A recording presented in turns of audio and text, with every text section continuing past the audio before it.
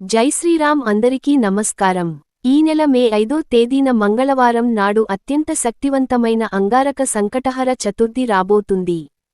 సాధారణంగా ప్రతి నెలకు ఒకసారి సంకటహర చతుర్థి వస్తుంది.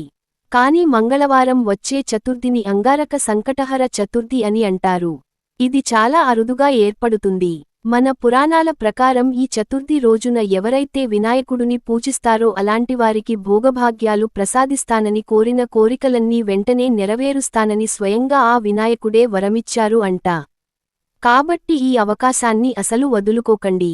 చాలా అరుదుగా ఏర్పడే ఈ అంగారక చతుర్థి నాడు వినాయకుడిని ఎలా పూజించాలి, పాటించాల్సిన నియమాలు, పరిహారాలు గురించి ఈ వీడియోలో పూర్తిగా తెలుసుకుందాం. ముందుగా ఈ వీడియోకి ఒక లైక్ కొట్టి జై శ్రీరామ్ అని కామెంట్ చేయండి. మే 5వ తేదీ మంగళవారం అత్యంత శక్తివంతమైన అంగారకతహర చతుర్థి ఏర్పడుతుంది. ఈ రోజున ఉదయాన్నే గణపతిని పూజించి ఒక చిన్న ముడుపు కట్టి ఇంట్లో దీపారాధన చేస్తే మీరు అనుకున్న కోరికలన్నీ ఖచ్చితంగా నెరవేరుతాయి. కాబట్టి ఈ మంగళవారం నాడు స్త్రీలు తెల్లవారుజామున నిద్రలేచి ముందుగా ఇల్లంతా శుభ్రం చేసుకుని ఇంటి ముందు ముగ్గు వేసి ఇంటి గడపలకు పసుపు రాసి కుంకుమ బొట్లు పెట్టి ఇంట్లో దీపారాధన చేసుకోండి. ఈ పూజ కోసం కొన్ని అక్షతలు, ఎరుపు రంగు పుష్పాలు, గరిక, రాగి చెంబు అలాగే పూజ సామాగ్రిని ముందుగానే సిద్ధం చేసుకోండి. పూజ చేసే ఆడవారు తలస్నానం చేసి టాపిక్లో కుంకుమ బొట్టు పెట్టుకొని కాళ్లకు పసుపు రాసుకొని పట్టు వస్త్రాలు ధరించి ఈ వ్రతాన్ని చేయాలి.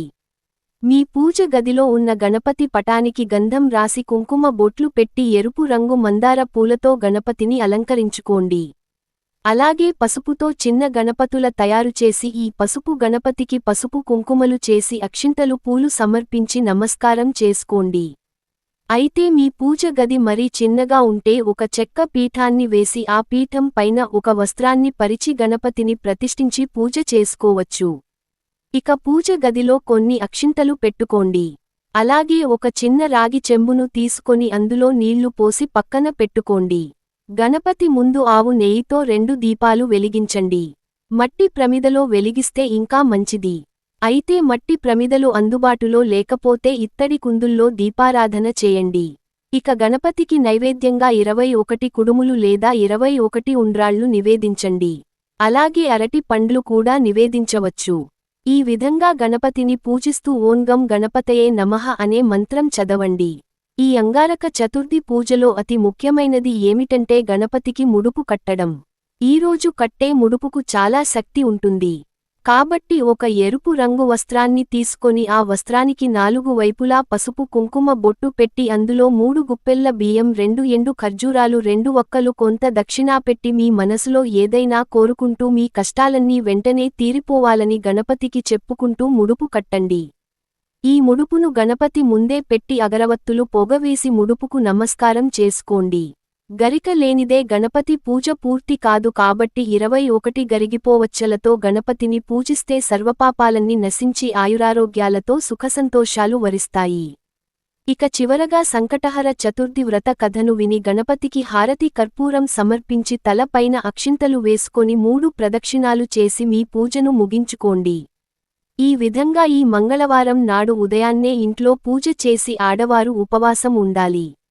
అలాగే మీకు కుదిరితే నీ దగ్గరలో ఉన్న గణపతి దేవాలయానికి వెళ్లి గణపతికి 5 ప్రదక్షిణాలు చేసి దేవాలయంలో నెయ్యి దీపం వెలిగించండి.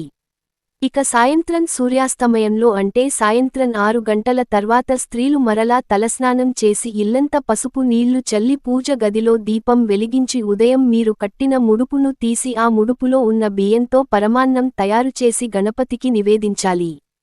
అలాగే ముడుపులో ఉన్న ఖర్జూరాలను ప్రసాదంగా స్వీకరించాలి. ముడుపులో పెట్టిన దక్షిణను మీ బీరువాలో పెట్టుకోండి.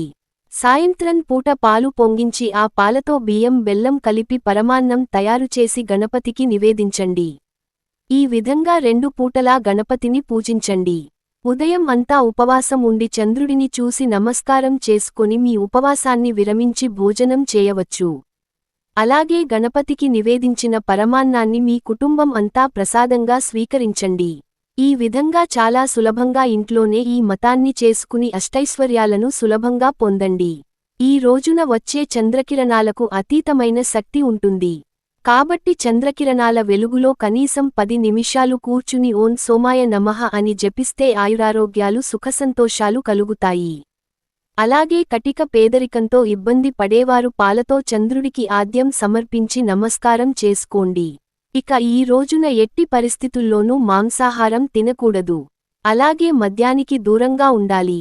అలాగే జుట్టు కత్తిరించడం గోలు కత్తిరించడం చేయకూడదు. అలాగే ఈ రోజున ఎవరికి అప్పు ఇవ్వకూడదు.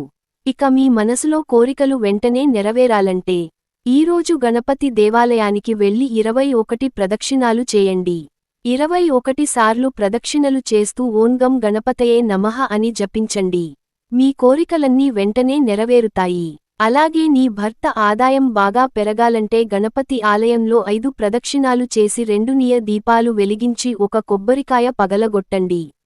ఇక కుజదోషం ఉన్నవారు ఈరోజు ఎర్రటి మందార పూలతో గణపతిని పూజిస్తే కుజదోషం తొలగిపోతుంది. అలాగే కోర్టు కేసులు ఆస్తి తగాదాల నుండి బయట పడాలంటే తెల్లజిల్లేడు పూలతో గణపతిని పూజించండి. ఇక మీ పిల్లలకు విద్యలో మంచి మార్కులు రావాలంటే శంకు పూలతో గణపతిని పూజించండి. అలాగే పారిజాత పూలతో గణపతిని పూజిస్తే కోరుకున్న ఉద్యోగం త్వరగా లభిస్తుంది. తెల్ల జిల్లేడు మొక్కలు గణపతి స్వరూపంగా పూజిస్తారు. కాబట్టి ఈ అంగారక చతుర్థి నాడు తెల్ల జిల్లేడు చెట్టుకు పసుపు కుంకుమ పెట్టి పూజిస్తే మీ ఇంట్లో ఉన్న ఎటువంటి తీరని సమస్యలు అయినా త్వరగా పరిష్కారం అవుతాయి. అలాగే అంగారక చతుర్థి రోజున ఒక జిల్లేడు ఆకు పైన గంధంతో శ్రీ అని రాసి గణపతి ఫోటో దగ్గర పెట్టి ఇంట్లో పూజ చేస్తే మీ పిల్లలకు మంచి విద్యాబుద్ధులు తెలివితేటలు పెరుగుతాయి. ఇక ఎవరికైతే త్వరగా ధనవంతులు కావాలని కోరిక ఉంటుందో అలాంటివారు ఒక ఇత్తడి ప్లేట్లో నిండుగా కల్లుప్పు పోసి దానిపై ఒక మట్టి ప్రమిద పెట్టి నువ్వుల నూనెతో 2 ఒత్తులు వేసి దీపం వెలిగించండి. ఈ దీపం గణపతి ముందు వెలిగిస్తే అఖండ ధన లాభం కలిసి వచ్చి త్వరగా ధనవంతులయ్యే అవకాశం ఉంటుంది. ఇక ఎవరికైతే సొంతింటి కల ఉంటుందో అలాంటివారు బియ్యం పిండిలో కొంచెం బెల్లం తురుము కుంకుమ కలిపి ఒక పిండి ప్రమిదన తయారు చేయండి. ఈ పిండి దీపాన్ని ఒక తమలపాకు పైన పెట్టి ఆవు నెయ్యితో 2 ఒత్తులు వేసి గణపతి ముందు వెలిగించండి. ఖచ్చితంగా మీ సొంత ఇంటి కల నెరవేరుతుంది. ఇక వ్యాపారాలు చేసేవారు తెల్ల జిల్లేడు వేరును ఒక ఎర్రటి వస్త్రంలో కట్టి మీ వ్యాపార స్థలంలో కట్టుకోండి. దిష్టి తగలకుండా మీ వ్యాపారంలో అధిక లాభాలు కలుగుతాయి. అలాగే నీ మనసులో ఉన్న ఒక బలమైన కోరికను కోరుకుంటూ జిల్లేడు చెట్టుకు పసుపు దారం కడితే మీ కోరిక త్వరగా నెరవేరుతుంది. అయితే ఈ వ్రతం చేయలేము అని అనుకునేవారు మీ దగ్గరలో ఉన్న గణపతి దేవాలయానికి వెళ్లి గణపతికి గరిక సమర్పించి దేవాలయంలో ప్రదక్షిణాలు చేసి దీపాలు వెలిగించండి. కోరిన కోరికలన్నీ వెంటనే సిద్ధిస్తాయి. ఎర్రని కుంకుమ అంటే గణపతికి చాలా ప్రీతికరమైనది కాబట్టి అంగారక చతుర్థి రోజున వివాహమైన ఆడవారు గణపతి ఫోటోకి పెట్టిన కుంకుమను తీసి మీ పాకెట్లో పెట్టుకోండి. దీనివల్ల ఆడవారికి దీర్ఘసుమంగళ యోగం వరిస్తుంది. ఇక వివాహ ప్రయత్నాలు చేసే వారు పసుపుతో చిన్న గణపతిని తయారు చేసి ఆ పసుపు గణపతికి అభిషేకం చేస్తే మంచి వివాహ సంబంధం కుదురుతుంది. ఇక ఈ రోజున చేసే దానధర్మాలకు విశేషమైన పుణ్య ఫలితం లభిస్తుంది. కాబట్టి పేదలకు ఆహారాన్ని దానం చేయండి. ఈ ఒక్క రోజు గణపతిని పూజిస్తే మీ కష్టాలన్నీ వెంటనే తొలగిపోతాయి.